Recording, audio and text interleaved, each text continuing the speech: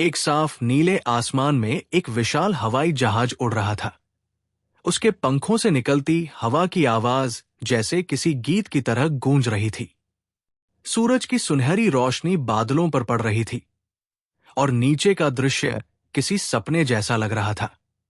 विमान के अंदर सब कुछ शांत था। लोग अपनी अपनी सीटों पर आराम से बैठे थे। कोई किताब पढ़ रहा था, कोई मोबाइल पर फिल्म देख रहा था, कोई खिड़की से झांककर सफेद बादलों की सुंदरता में खोया हुआ था। बच्चों की खिलखिलाहटें और यात्रियों की धीमी बातचीत मिलकर एक सुखद माहौल बना रही थी। यह फ्लाइट मुंबई से सिंगापुर जा रही थी और हर किसी के चेहरे पर सुकून था। लेकिन कभी कभी जिंदगी की सबसे शांत उड़ानें भी तूफान में बदल जाती हैं। अचानक कप्तान रवि सिंह, जो पिछले 15 सालों से पायलट थे, को अजीब सा चक्कर आने लगा। उनका चेहरा पीला पड़ गया, माथे पर पसीना झलक आया और कुछ ही सेकंड में वे बेहोश होकर अपनी सीट पर गिर पड़े। कोपायलट ने तुरंत स्थिति संभालने की कोशिश की, लेकिन इससे पहले कि वो पूरी तरह कंट्रोल ले पाता, कप्तान की हालत और बिगड़ गई।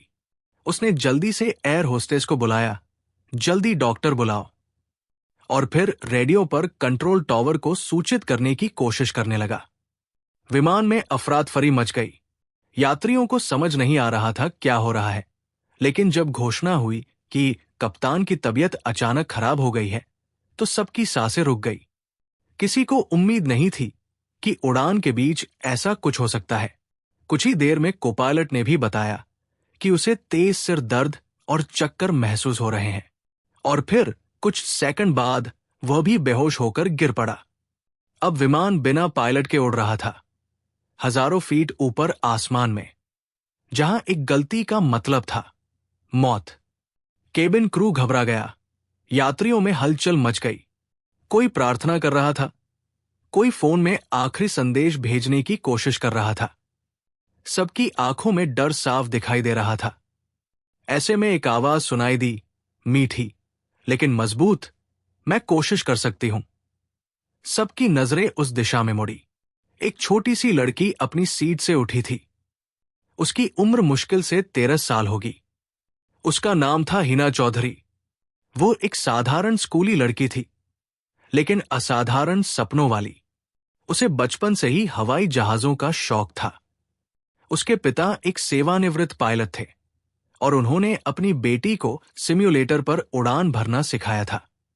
हिना ने कहा, मुझे पापा ने बेसिक कंट्रोल सिखाए हैं, मैं कोशिश कर सकती हूं।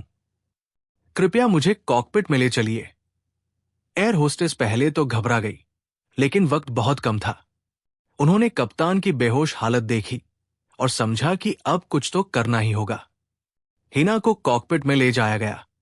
वहां हर तरफ बटन, स्क्रीन, आवाजें और लाइटें जल बुझ रही थी। यह दृश्य किसी बच्चे के लिए डरावना हो सकता था, लेकिन हिना ने गहरी सांस ली और अपने पिता की बातें याद की। बेटा, जब भी डर लगे, सांस गिन कर लो और सोचो कि तुम क्या कर सकती हो। उसने कप्तान की सीट पर बैठकर माइक्रोफोन उठाया और कंट्रोल टॉवर से संपर्क किया। यह फ्लाइट 602 बोल रही है। दोनों पायलट बेहोश हैं। मैं 13 साल की हिना हूं, कृपया मदद करें। कंट्रोल टॉवर पर बैठे अधिकारियों को पहले तो लगा कि शायद कोई मजाक कर रहा है, लेकिन जब उन्होंने स्थिति की गंभीरता जानी तो सब एक्शन में आ गए।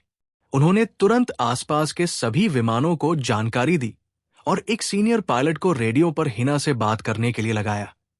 हिना, सबसे पहले शांत रहो, कंट्रोलर ने कहा।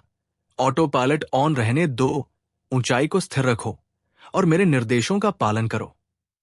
हिना ने अपनी सीट बेल्ट बांधी, हाथों को कंट्रोल स्टिक पर रखा और हर निर्देश को ध्यान से सुनने लगी। उसके चेहरे पर आत्मविश्वास झलक रहा था।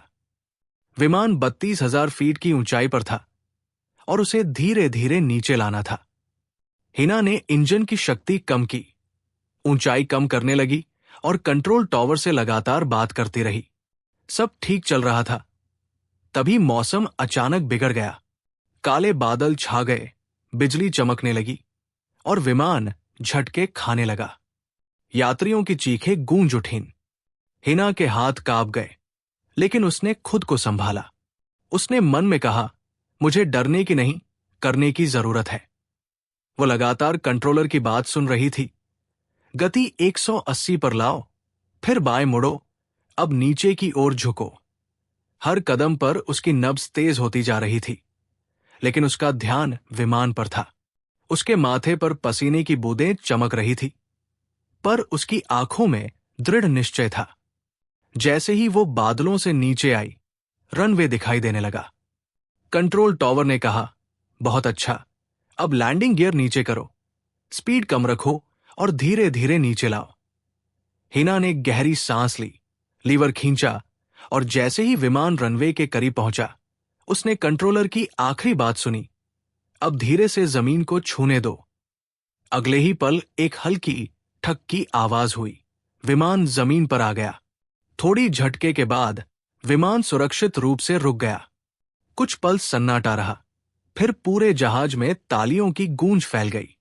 लोग अपनी सीटों से उठ खड़े हुए। किसी ने हिना का नाम लिया, किसी ने भगवान का शुक्रिया अदा किया। कुछ की आंखों से आंसू बह निकले।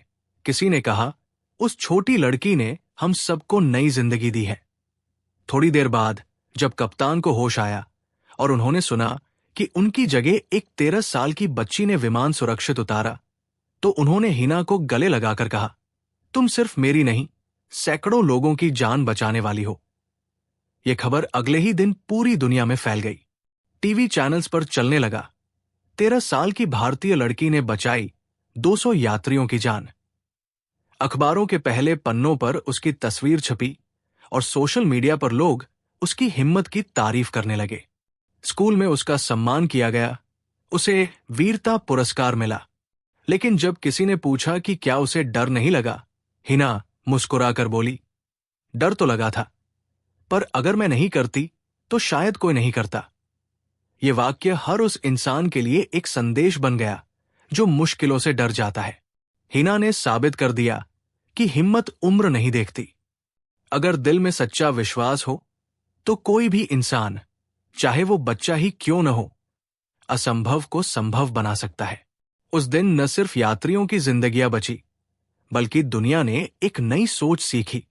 डरने वाले पीछे रह जाते हैं, लेकिन करने वाले इतिहास बनाते हैं। हिना की कहानी सिर्फ एक हादसा नहीं थी, वो एक सबक थी कि जब दुनिया अंधेरे में डूब रही हो तो एक छोटी सी रोशनी भी दिशा बदल सकती है।